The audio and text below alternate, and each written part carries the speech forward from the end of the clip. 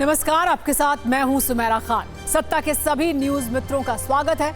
सबसे पहले सत्ते पे सत्ता, यानी 7 खबरें और दिलचस्प जानकारियां एक साथ। आज सबसे पहले आपको उस वक्फ संशोधन बिल के बारे में बताएंगे जिस पर संसद में जबरदस्त कलेश हुआ। हालांकि सरकार की ओर से अब इस बिल को संयुक्त संसदीय समिति के पास भेज दिया गया है, लेकिन केंद्रीय मंत्री किरण रिजिजू ने आज वक्फ की मनमानी पर संसद में जो कुछ कहा उसे सभी को सुनना चाहिए, खासकर देश के मुसलमानों को। लेकिन आज संसद में एक सवाल और उठा, ये मनमानी पर लगाम है या मुस्लिम विरोध? असदुद्दीन ओवैसी, अखिलेश यादव के साथ कांग्रेस ने आज इस बिल को लेकर संसद में मुस्लिम कनेक्शन वाले जो बयान दिए उनमें बहुत चिंगारी है। इसकी गर्मी भी आज महसूस करिएगा। आज बांग्लादेश की उस नई सत्ता की भी बात करेंगे जिसके गठन से पहले ही बहुत सारे प्रश्न हैं। भारत के पड़ोस में सिर्फ 60 मिनट बाद अंतरिम सरकार का शपथ ग्रहण होने जा रहा है जिसके बॉस एक नोबेल शांति पुरस्कार विजेता होंगे। लेकिन सवाल यह है कि क्या इस सरकार का रिमोट जमात के पास होगा? एक बड़ी खबर जम्मू कश्मीर से भी है जहां चुनाव का काउंटडाउन शुरू हो चुका है। आज चुनाव आयोग की टीम ने जम्मू कश्मीर में राजनीतिक दलों के प्रतिनिधियों से मुलाकात की। इस बैठक में चुनाव पर चर्चा हुई। सुप्रीम कोर्ट ने जम्मू कश्मीर में 30 सितंबर तक विधानसभा चुनाव कराने की डेडलाइन दी है। क्या आप अभी भी माता पिता बनने का सपना देख रहे हैं? अपोलो फर्टिलिटी के साथ अपने माता पिता बनने का सपना पूरा करें। मुफ्त परामर्श के लिए 9953440671 पर कॉल करें। क्या अंतरिक्ष से सुनीता विलियम्स की वापसी अब वर्ष 2025 में होगी? नासा के अनुसार अंतरिक्ष यात्रियों को वापस लाने की योजना में जिन विकल्पों पर विचार किया जा रहा है उनमें से एक विकल्प 2025 में वापसी का भी है। इस योजना में बोइंग की प्रतिद्वंदी एलॉन मस्क की स्पेस एक्स भी शामिल है। इस चिंताजनक खबर के बीच आज पेरिस से एक गोल्ड वाली गुड न्यूज भी आ सकती है। आज जेवलिन थ्रो में नीरज चोपड़ा का फाइनल रात 11:55 पर होगा जिसमें नीरज से देश को स्वर्ण पदक की उम्मीद है। आज ओलंपिक में एक शुभ समाचार पहलवान अमन सहरावत ने भी दिया है जो फ्री स्टाइल कुश्ती के सेमीफाइनल में पहुंच गए हैं। और आज वामपंथ के एक अध्याय का अंत हो गया।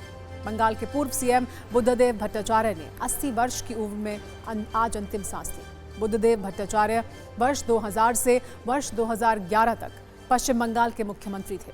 वो कम्युनिस्ट पार्टी ऑफ इंडिया के पॉलिट ब्यूरो के सदस्य भी रह चुके थे। TV9 भारतवर्ष भी बुद्धदेव भट्टाचार्य को श्रद्धांजलि अर्पित करता है। लेकिन सत्ता की शुरुआत करते हैं ऐसे वीडियो के साथ जिसमें बांग्लादेश की अराजकता और अव्यवस्था की पूरी कहानी है। लोगों की बेचैनी है, परेशानी है, चाहे वो एयरपोर्ट पर हो या फिर बॉर्डर पर। उनके लिए कोई इंतजाम नहीं है, कोई रास्ता नहीं है, वो भी ऐसे वक्त में जब थोड़ी देर बाद बांग्लादेश में नई अंतरिम सरकार का शपथ ग्रहण होने वाला है। बांग्लादेश में एयरपोर्ट से लेकर बॉर्डर तक हालात पूरी तरह से बिगड़े हुए हैं। किसी को कुछ समझ नहीं आ रहा है कि आगे क्या होने वाला है। 2 तस्वीरें हम आपके सामने रखते हैं। ये तस्वीर भर नहीं है बल्कि वो रास्ते हैं जिनके जरिए इन लोगों को लग रहा है कि इनकी जान बच सकती है। एक ढाका एयरपोर्ट की तस्वीर है जहां बड़ी संख्या में यात्री इधर उधर घूम रहे हैं, एयरपोर्ट कर्मचारियों से बहस कर रहे हैं। वहीं दूसरी तस्वीर भारत बांग्लादेश बॉर्डर की है। यहां भी वही स्थिति है। जमाते इस्लामी वाले कट्टरपंथियों से त्रस्त लोग बॉर्डर पर पहुंच चुके हैं। हालांकि कहा यह भी जा रहा है कि वो भारत में आना चाहते हैं। दावा है पश्चिम बंगाल के जलपाईगुड़ी में भारत बांग्लादेश सीमा पर करीब 1000 बांग्लादेशी हिंदू पहुंच गए हैं। वो भारत में आने के लिए तैयार हैं। वो बांग्लादेशी कट्टरपंथियों के डर से यहां ठहरे हुए हैं। हालांकि भारत में घुसपैठ के प्रयास को बीएसएफ ने रोका हुआ है। बीएसएफ ने उन्हें सतकुरा सीमा पर रोक लिया है। सीमा पर खड़े हिंदू बांग्लादेशियों का ये आरोप है कि उनके घर और मंदिर जलाए जा रहे हैं। वो भारत में शरण लेना चाहते हैं। हालांकि हिंदुओं की आड़ में कई आतंकियों के भी भारत में घुसपैठ करने की आशंका है। इन परिस्थितियों को लेकर भारत के जवान मुस्तैद हैं। आज भारत बांग्लादेश बॉर्डर से देखिए TV9 भारतवर्ष की एक्सक्लूसिव न्यूज रील।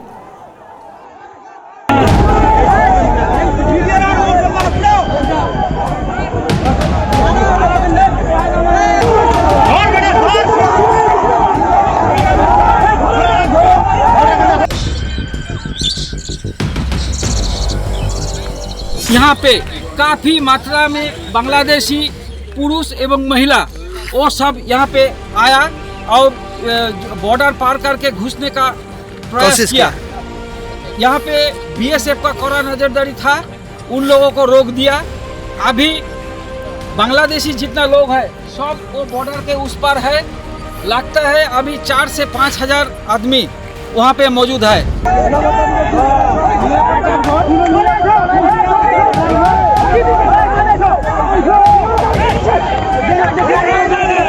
অনেক দূরকার লোক আসছে এখানে, কিন্তু বলা যাবে না যে সাধারণ ভোটারের লোক নয়, এরা কিন্তু প্রায় 40-50 কিলোমিটার দূরের লোক আসছে আর কি।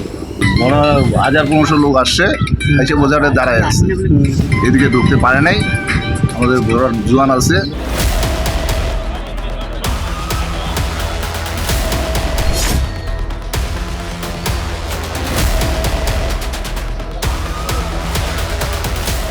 मालदा के भारत बांग्लादेश सीमा से कुछ आतंकवादी घुसने की संभावना है और ऐसा ही दावा कर रहे हैं कस्टम्स और बीएसएफ। मालदा के महुदीपुर सीमांत से हर रोज हजारों लोग आते जाते हैं, लेकिन 15 लोगों की एक लिस्ट आया है जिसमें कुछ आतंकवादी होने की संभावना है।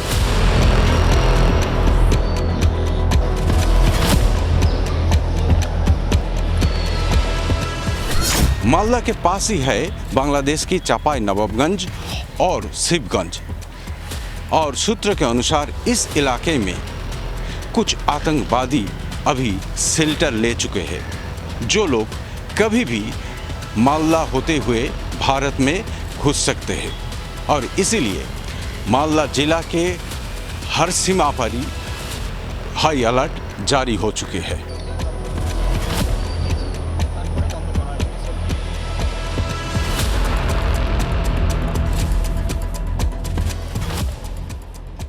নিশ্চয়ই থাকতে পারে, তো যদি তাদের কারাগার ভেঙে এখন তারা অনেকে আমরা শুনেছি বেরিয়ে গেছে, কিন্তু ঘটনা হচ্ছে আমাদের ভারতবর্ষের যে ইন্টেলিজেন্স এবং অন্যান্য দপ্তর আছে তারা এটার উপর একটা নজর রেখেছেন।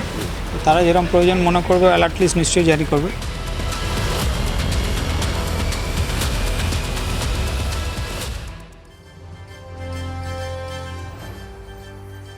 भारत बांग्लादेश बॉर्डर दुनिया की 5वीं सबसे लंबी जमीनी सीमा है। इसकी कुल लंबाई 4096 किलोमीटर है। कठिन भौगोलिक परिस्थितियां होने की वजह से इस बॉर्डर पर पेट्रोलिंग और सीमा की सुरक्षा करना बेहद कठिन हो जाता है। इसमें कहीं पहाड़ है, कहीं भयानक जंगल है, कहीं मैदान तो कहीं नदियां और नाले हैं। इसका करीब 413 किलोमीटर का एक हिस्सा म्यांमार से लगता है। अगर बात करें भारत के राज्यों से सटी सीमा की, तो असम में 262 किलोमीटर, त्रिपुरा में 856 किलोमीटर, मिजोरम में 318 किलोमीटर, मेघालय में 443 किलोमीटर और पश्चिम बंगाल में 2217 किलोमीटर का बॉर्डर बांग्लादेश से लगा हुआ है। इस बॉर्डर की कुल लंबाई यानी 4096 किलोमीटर में से 3180 किलोमीटर के बॉर्डर पर फेंसिंग की जा चुकी है, जबकि 916 किलोमीटर के क्षेत्र की फेंसिंग की जानी अभी बाकी है। ये जानकारी गृह मंत्रालय ने 2022-2023 की वार्षिक रिपोर्ट पेश करते हुए दी थी। इसके बाद से जरूर थोड़े और हिस्से में फेंसिंग की गई होगी, लेकिन इस बॉर्डर पर घुसपैठ का रिस्क बहुत ज्यादा है। लेकिन एक तरफ बांग्लादेश बॉर्डर पर घुसपैठ वाला कलेश चल रहा है, तो दूसरी तरफ ये सवाल उठ रहे हैं कि क्या बांग्लादेश अब एशिया का सबसे कट्टर प्रदेश बनेगा? क्या यूनुस सरकार पर जमाते इस्लामी का कंट्रोल होगा? ऐसा इसलिए कहा जा रहा है क्योंकि दिल्ली से 1826 किलोमीटर दूर बांग्लादेश की राजधानी ढाका में आज सुबह से बड़ी हलचल है। यह हलचल सत्ता वाली हलचल है, सत्ता परिवर्तन वाली है। इस पर पूरी दुनिया की नजर है, क्योंकि बांग्लादेश में हमले, हिंसा, विरोध प्रदर्शन के बीच नई सरकार का शपथ ग्रहण हो रहा है, वो भी जमाते इस्लामी के सौजन्य से। फिलहाल बांग्लादेश अपनी अंतरिम सरकार की ओर बहुत तेजी से बढ़ रहा है। इसकी कमान नोबेल शांति पुरस्कार विजेता मोहम्मद यूनुस के हाथ में होगी। आज जब बांग्लादेश की सत्ता के अगले बॉस ढाका पहुंचे, तो वो शेख हसीना सरकार पर आक्रामक भी थे और शहर शहर आग लगाने वाले, हिंदुओं को पीटने वाले, नेताओं की हत्या करने वाले, अपने छात्रों के लिए भावुक भी दिखाई दिए। आपको पूरा घटनाक्रम सिलसिलेवार ढंग से बताते हैं। अब से थोड़ी देर बाद रात 8 बजे बांग्लादेश में अंतरिम सरकार का शपथ ग्रहण होना है। मोहम्मद यूनुस के नेतृत्व में अंतरिम सरकार का गठन होगा। शेख हसीना के इस्तीफे के 3 दिन बाद स्थानीय समय के अनुसार आज दोपहर 2:10 पर मोहम्मद यूनुस ढाका हजरत शाह जमाल अंतर्राष्ट्रीय एयरपोर्ट पहुंचे। मोहम्मद यूनुस पेरिस से दुबई के रास्ते आज ढाका पहुंचे। एयरपोर्ट पर मोहम्मद यूनुस का आर्मी चीफ वकारुज्जमान ने खुद स्वागत किया। बांग्लादेश के आर्मी चीफ के साथ कई बड़े अधिकारी, कई छात्र नेता भी एयरपोर्ट पहुंचे थे। एयरपोर्ट से मोहम्मद यूनुस सीधे बांग्लादेश के राष्ट्रपति के निवास बंग भवन पहुंच गए। बांग्लादेश के आर्मी चीफ के मुताबिक थोड़ी देर बाद रात 8 बजे 15 लोग अंतरिम सरकार में शपथ लेंगे। बांग्लादेश के राष्ट्रपति मोहम्मद शहाबुद्दीन अंतरिम सरकार को शपथ दिलाएंगे। सूत्रों के मुताबिक अंतरिम सरकार का कार्यकाल 3 साल का हो सकता है। बांग्लादेश के मीडिया ने दावा किया है कि अंतरिम सरकार में छात्र आंदोलन से जुड़े 2 लोग शामिल हो सकते हैं। कहानी यही है कि 76 वर्षीय शेख हसीना के जाने के बाद अगले कुछ वर्षों तक बांग्लादेश की सत्ता 84 वर्षीय मोहम्मद यूनुस के पास रहेगी। वैसे शेख हसीना के इस्तीफे के बाद उनके कट्टर सियासी विरोधी मोहम्मद यूनुस पहले ही अपने इरादे साफ कर चुके हैं। लेकिन सवाल यह है कि क्या मोहम्मद यूनुस जमाते इस्लामी को काबू में रख पाएंगे? एक और बड़ा सवाल यह कि क्या मोहम्मद यूनुस की सरकार जमात की कठपुतली बनकर रहेगी? साथ में सवाल यह भी है कि बांग्लादेश के हिंसक प्रदर्शनकारी बहादुर बच्चे कैसे हो गए हैं? नोबेल शांति पुरस्कार विजेता मोहम्मद यूनुस ने उत्पात मचाने वाले प्रदर्शनकारियों को बहादुर बच्चे क्यों कहा? क्या यह हिंसक आंदोलनकारियों को डिस्काउंट देने जैसा नहीं है? मोहम्मद यूनुस ने जिन्हें बहादुर बच्चे कहा, वो शेख हसीना के नेताओं की हत्या कर रहे हैं। वो हिंदुओं को चुन चुनकर मार रहे हैं। वो हिंदू परिवारों के घरों में आग लगा रहे हैं। हालांकि आज जब मोहम्मद यूनुस ढाका एयरपोर्ट पर पहुंचे तो उन्होंने आंदोलनकारी छात्रों को कई संदेश दिए, जिसमें सत्ता के संकेत छिपे थे। इसमें अपनी उदार छवि प्रोजेक्ट करने की कोशिश कर रहे थे वो। बांग्लादेश लौटने के बाद मोहम्मद यूनुस ने कहा है कि आज बांग्लादेश विजय दिवस मना रहा है। बांग्लादेश को दूसरी बार स्वतंत्रता मिली है। हमें ऐसी सरकार बनानी होगी जो अपने नागरिकों की सुरक्षा सुनिश्चित करे। उन्होंने कहा कि मेरे ऊपर भरोसा रखें, देश में किसी के ऊपर कहीं हमला नहीं होगा। जो रास्ते से भटक चुके हैं उन्हें हम वापस सही ट्रैक पर लाना चाहते हैं। हिंदू हो, बौद्ध हो या ईसाई हो, हमारा काम उनकी रक्षा करना है। आप भी देखिए कैसे हिंसा, हंगामा और अफरा तफरी के बीच लोकतांत्रिक देश बनाने की बड़ी बड़ी बातें हो रही हैं।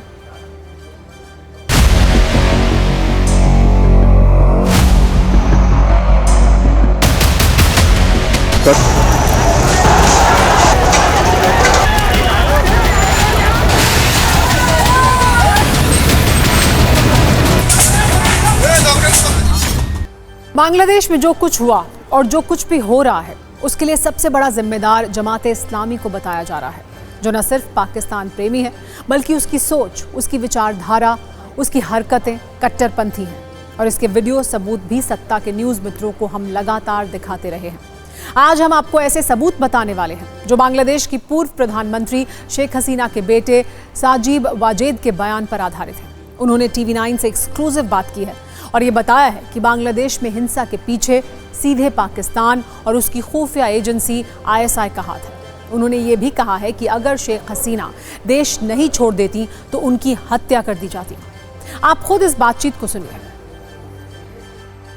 क्या आपको ऐसा लगता है कि जो कुछ भी बांग्लादेश में हो रहा है इस वक्त, वायलेंस या तख्ता पलट जो किया गया, उस सब के पीछे कोई फॉरेन हैंड है? कोई इसमें ऐसा मुल्क है जो शायद चाहता था कि ऐसी चीजें हों कि शेख हसीना जी बांग्लादेश छोड़ दें? हाँ, ऑफ कोर्स मुझे लगता है कि यहाँ I am sure ISI was involved. ये आप देखिए, ये जुलाई की 15 तारीख जब हमारे सरकार उनकी दाबी मान लिया, उस रात ढाका यूनिवर्सिटी में एक प्रोसेशन हुआ। कौन ये प्रोसेशन किया हम कोई नहीं जानता। मुझे लगता है कोई ना कोई ये प्लान करके करा। एवं आपके जो मैं आपसे डायरेक्ट सवाल पूछ रहा हूं, क्या आपको इसके पीछे पाकिस्तान और पाकिस्तान की ISI का हाथ दिखता है? I am sure of it. मुझे आई एम कन्विंस्ड यहाँ ISI इन्वॉल्व थी। क्या आपको लगता है कि बांग्लादेश में हिंदूज अभी सेफ हैं? नहीं, बांग्लादेश में अभी हिंदूज एकदम सेफ नहीं है। ये जो मिलिटेंट फोर्स है, ये सब समय हिंदू को टारगेट करते हैं। हमारे स्टूडेंट्स डेमोन्स्ट्रेटर्स उन्होंने बोला कि वो मंदिर को प्रोटेक्ट करेंगे, लेकिन उनके तो इतनी आदमी नहीं है, तो हिंदू के ऊपर हमला चल रहा है। अवामी लीग छोड़ के ये स्टॉप करना बहुत बहुत मुश्किल है। इसके बाद बात पेरिस ओलंपिक की। पेरिस ओलंपिक में भारत को मिला है एक और ब्रॉन्ज मेडल। इस वक्त की बड़ी खबर, भारतीय हॉकी टीम ने ब्रॉन्ज मेडल जीता है। भारत ने स्पेन को 2-1 से हराया है। हरमन ने दागे 2 गोल और इसके बाद भारत को ब्रॉन्ज मेडल मिला है। भारत को उम्मीद थी कि भारत ब्रॉन्ज मेडल जीत जाएगा और भारत ने आखिरकार स्पेन को हरा दिया है। भारत के लिए पेरिस ओलंपिक से इस वक्त ये अच्छी खबर आई है, जिसमें भारतीय हॉकी टीम ने ब्रॉन्ज मेडल जीत लिया है। स्पेन को हराकर, स्पेन को 2-1 से हराया है भारत ने। 2 गोल दागे हरमन ने और उसके सहारे भारत आखिरकार स्पेन पर फतह हासिल करने में कामयाब हुआ। भारतीय हॉकी टीम ने स्पेन को 2-1 से हराने के बाद ब्रॉन्ज मेडल पर अपना कब्जा कर लिया है। देखिए, ओलंपिक से आज एक और उम्मीद भी है, जो नीरज चोपड़ा से है।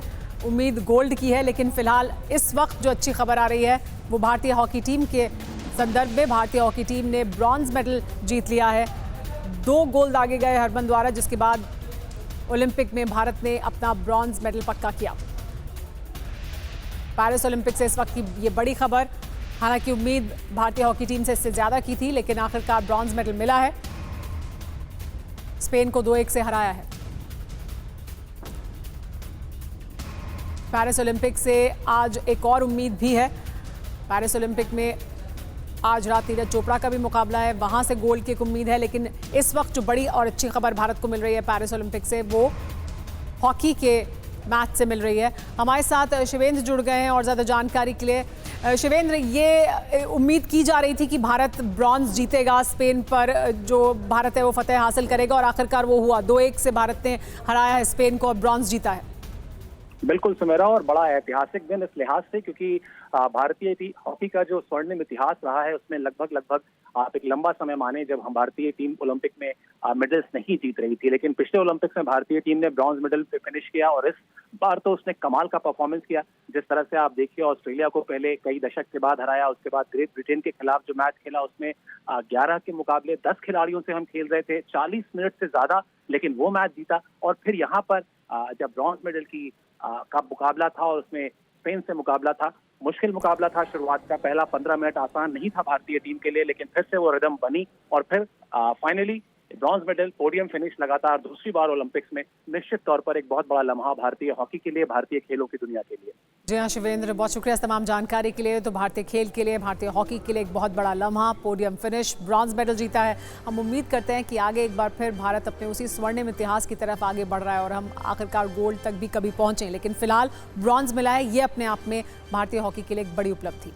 लेकिन अब वापस रुक करते हैं सत्ता में अगली खबर का। सत्ता में अब हम बात करने वाले हैं उस वक्त संशोधन विधेयक की, जिस पर संसद के बाहर तो खूब चर्चा हुई है, लेकिन संसद में बहुत छोटी सी चर्चा के बाद इसे संयुक्त संसदीय समिति यानी जेपीसी में लंबी चर्चा के लिए भेज दिया गया है।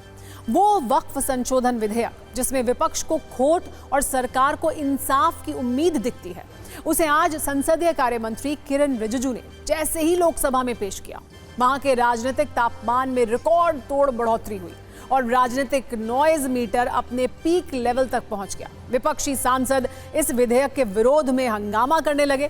लोकसभा अध्यक्ष ओम बिरला ने किसी तरह से हंगामे को शांत कराया और इस पर फिर चर्चा शुरू हुई।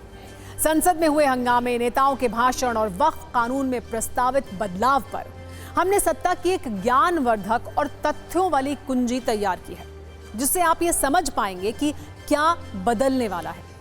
सबसे पहले ये समझ लीजिए कि वक्फ बोर्ड कितना बड़ा है। आखिर वक्फ बोर्ड पर नए विधेयक की चर्चा इतनी क्यों हो रही है?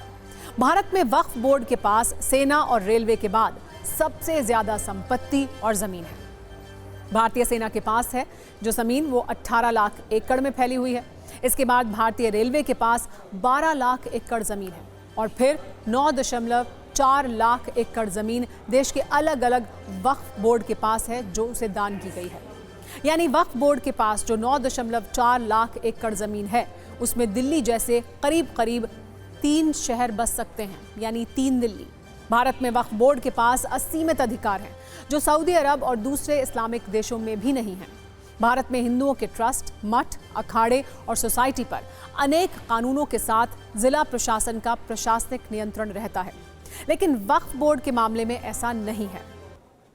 अब समझिए कि वक्फ से जुड़े विधेयक के मामले में आज क्या हुआ है। संसदीय कार्य मंत्री किरण रिजिजू ने आज लोकसभा में वक्फ से जुड़े विधेयक पेश किए। इसमें मुसलमान वक्फ कानून 1923 को खत्म करने का प्रस्ताव सामने रखा गया और वक्फ कानून 1995 में बड़े बदलाव का प्रस्ताव भी लिया गया। लोकसभा में पेश विधेयक को क्या नाम दिया गया है ये भी जान लीजिए। इसे नया नाम दिया गया है unified Waqf management empowerment efficiency and development act 1995। Hindi में सरकार इसे उम्मीद का नाम दे रही है। नए विधेयक में क्या बदलाव प्रस्तावित हैं वो भी समझिए। बिल के जरिए मौजूदा कानूनों में 40 बदलाव किए गए हैं। 1995 और 2013 के वक्फ कानूनों में संशोधन का प्रस्ताव रखा गया है। वक्फ कानून में बदलाव की जरूरत क्यों पड़ी? सरकार का दावा यह है कि वक्फ बोर्ड में काफी भ्रष्टाचार था। यूपीए सरकार में बनी सच्चर कमेटी ने इसमें बदलाव के सुझाव सामने रखा था। वक्फ बोर्ड पर मनमाने फैसले करने के आरोप लगे थे। इस सब के अलावा वक्फ से जुड़े मामले अलग अलग स्तर पर पेंडिंग भी हैं, जिसमें वक्फ मैनेजमेंट एसेट पोर्टल पर वक्फ की जमीन से जुड़ी 58,000 से ज्यादा शिकायतें हैं। अलग अलग वक्फ बोर्ड के पास 12,000 से ज्यादा मामले पेंडिंग हैं। 18,000 से ज्यादा केस तो वक्फ ट्राइब्यूनल में पेंडिंग हैं। वक्फ से जुड़े 165 केस तो हाई कोर्ट और सुप्रीम कोर्ट में भी लंबित हैं। किरण रिजिजू ने वक्फ संशोधन विधेयक पर चर्चा के दौरान कुछ उदाहरण भी दिए और ये बताया कि कैसे इसका दुरुपयोग हो रहा है। इन्हीं तर्कों के साथ उन्होंने ये बिल पेश किया। एक बार सुनिए उन्होंने बिल पेश करने के पीछे और क्या क्या तर्क दिए। तमिलनाडु के अंदर में तिरुचेंतुराई इन तिरुचिरापल्ली डिस्ट्रिक्ट है तमिलनाडु में। वहाँ 1500 साल पुराना सुंदरेश्वर टेम्पल मंदिर वहाँ मौजूद थे और वहाँ बेचारे एक वहाँ के गांव में रहने वाले उसको पता भी नहीं है, वो अपना जमीन बेचने के लिए 1.2 एकड़ जो बेचने के लिए गए तो आप बताया गया कि आपका गांव तो वक्फ का जमीन है। आप सोचिए पूरा गांव को वक्फ प्रॉपर्टी डिक्लेयर कर दिया गया। इस तरह का जो चीज होते हैं इसमें धर्म मत देखिए। हमने आपको सत्ता के 3 दिन पुराने एपिसोड में ये डिटेल में बताया था कि मौजूदा वक्फ कानून क्या है। आज न्यूज मित्रों के मन में ये सवाल है कि क्या बदलने जा रहा है, यानी पहले क्या था और बदलाव के बाद क्या हो जाएगा। हम आपको 5 बड़े बदलाव आइए बताते हैं। मौजूदा वक्फ कानून में वक्फ बोर्ड कुछ शर्तों के साथ किसी भी जमीन पर दावा कर सकता था। प्रस्तावित कानून में इसे बदलने का प्रस्ताव है। किसी भी जमीन पर ऐसे ही दावा संभव नहीं होगा। फिलहाल सेक्शन 40 के तहत अगर वक्फ बोर्ड किसी जमीन पर दावा करता है तो उसके खिलाफ सिर्फ ट्राइब्यूनल में ही अपील की जा सकती है। प्रस्ताव यह है कि वक्फ बोर्ड के दावे के खिलाफ रेवेन्यू कोर्ट, सिविल कोर्ट या हाई कोर्ट में अपील अब संभव होगी। अभी वक्फ ट्राइब्यूनल का फैसला आखिरी माना जाता है, उसके खिलाफ अपील संभव नहीं है। लेकिन प्रस्ताव यह है कि ट्राइब्यूनल के फैसले को 90 दिनों के अंदर हाई कोर्ट में चुनौती दी जा सकती है। किसी जमीन पर मस्जिद हो या उसका इस्लामिक उद्देश्यों के लिए इस्तेमाल हो रहा हो तो वो खुद ब खुद वक्फ की संपत्ति हो जाती है। नए बिल में संपत्ति जब तक वक्फ को दान नहीं की जाएगी तब तक वो वक्फ की संपत्ति नहीं होगी। अभी वक्फ बोर्ड में महिला और दूसरे धर्म के लोगों को एंट्री नहीं है। नए बिल में वक्फ बोर्ड में 2 महिलाएं और अन्य धर्मों के लोगों की एंट्री भी सुनिश्चित की गई है। सरकार दावा यह कर रही है कि इन बदलावों के जरिए वो वक्फ कानून को बेहतर बना रही है, लेकिन विपक्ष मानने को तैयार नहीं दिखा, जिसके बाद संसदीय कार्य मंत्री किरण रिजिजू ने इसे संयुक्त संसदीय समिति यानी जेपीसी को भेजने का प्रस्ताव किया। Sir, with your permission, I rise to move for leave to introduce the Waqf Amendment Bill 2024.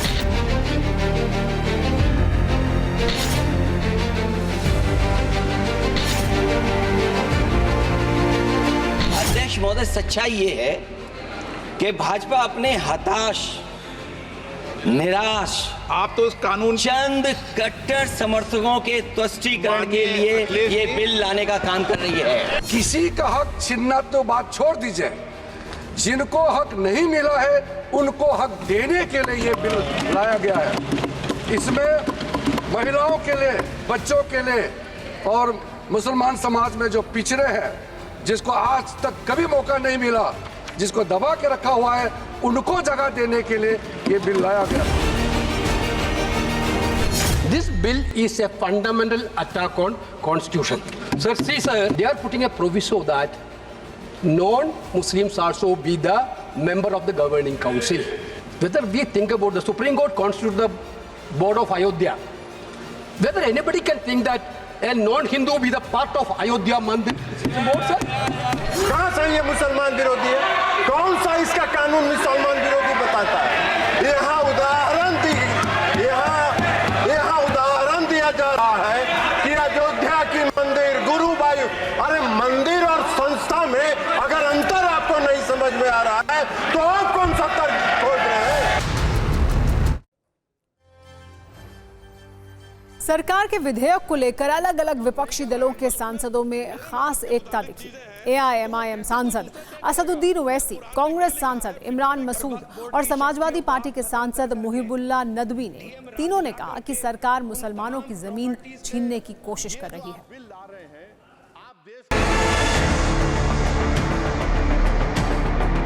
Government कह रही है कि हम महिलाओं को दे रहे हैं। मुझे यकीन है कि आप बिल्किस बानो को और ज़किया जाफरी को मेंबर बनाएंगे, मुझे यकीन है। ये जो आप बिल ला रहे हैं, आप देश को बांटने का काम कर रहे हैं, जोड़ने का काम नहीं कर रहे हैं। आप दुश्मन हैं मुसलमानों के, उसका सबूत ये बिल है। Thank you sir. उसमें मेरे मजहब के मुतालिक चीजें हैं तो वो कैसे कोई दूसरा तय करेगा? क्या कुरान में क्या लिखा है, फिक़ह में क्या लिखा है, इस्लाम में क्या लिखा है, ये आप तय करेंगे या मैं तय करूंगा? सर, इससे हम मजहब में दखलंदाजी कर रहे हैं, इंटरफेरेंस ऑफ द रिलीजन कर रहे हैं। और अगर ये होगा तो कोई भी अकलियत, कोई भी माइनॉरिटी अपने आप को हिंदुस्तान में सेफ नहीं नहीं करेगी। वक्फ बोर्ड की शक्तियों को आप खत्म कर करके, डीएम राज ला करके, उन तमाम प्रॉपर्टीज के ऊपर लगभग 8 लाख एकड़ प्रॉपर्टी पूरे देश के अंदर वक्फ बोर्ड के पास है। आप वक्फ बोर्ड की प्रॉपर्टियों को खुर्द-बुर्द कराने की जो साजिश लोग कर रहे हैं, उन साजिशों को बल देने का काम कर रहे हैं। वैसे लोकसभा में एक मौका ऐसा भी आया जब गृह मंत्री अमित शाह और समाजवादी पार्टी के अध्यक्ष अखिलेश यादव आमने सामने आ गए। अखिलेश यादव ने कहा कि सरकार स्पीकर के अधिकारों की कटौती करने वाली है। इस पर गृह मंत्री ने कहा कि विपक्ष अकेले स्पीकर के हितों की चिंता करने वाला नहीं है। अध्यक्ष के अधिकार सिर्फ विपक्ष के नहीं होते हैं। अध्यक्ष महोदय, आज तो हमारे आपके अधिकार कट रहे हैं। मैं याद कीजिए अध्यक्ष महोदय, मैंने आपसे कहा था कि आप लोकतंत्र के न्यायाधीश हैं और मैंने अध्यक्ष महोदय सुना है इस लॉबी में कि कुछ अधिकार आपके भी छीने जा रहे हैं। उसके लिए हम लोगों को लड़ना पड़ेगा आपके लिए। अध्यक्ष महोदय, मैं इस बिल का विरोध करता हूं। कोई अध्यक्ष के अधिकार अखिलेश जी सिर्फ विपक्ष के नहीं है, पूरे सदन के हैं। इस तरह की गोलमोल बात आप नहीं कर सकते हो। आप नहीं हो अध्यक्ष के अधिकार के संरक्षक। कृपया हमेशा इस बात का ध्यान रखें, आसन पर, संसद की आंतरिक व्यवस्था पर कोई टिप्पणी नहीं करना चाहिए। तो सत्ता में आज का टाइम खत्म हो गया। हमारी सभी न्यूज़ मित्रों से न्यूज़ रिक्वेस्ट है कि वो सत्ता की न्यूज़ रील्स को ज़्यादा से ज़्यादा शेयर करें और मुझे दें इजाज़त।